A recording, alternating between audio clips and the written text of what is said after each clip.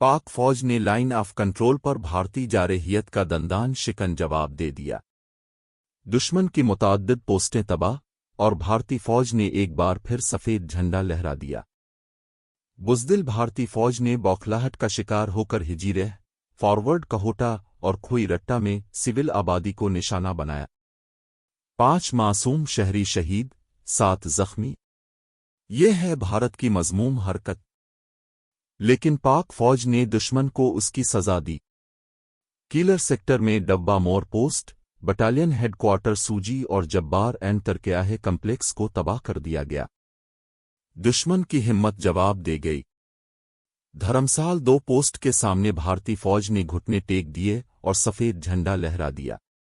یہ ہے پاک فوج کی طاقت کا ثبوت۔ پاک فوج نے بھارتی فوج کو بھاری نقصان پہنچایا۔ نانگا ٹک بٹالین ہیڈ کوارٹر کو شدید نقصان، جھنڈا زیارت پوسٹ تباہ۔ اب تک درجنوں پوسٹیں خاکستر۔ پاک فوج ہر محاذ پر دشمن کا مقابلہ کرنے کے لیے تیار۔ ہماری افواج کی بہادری کو سلام۔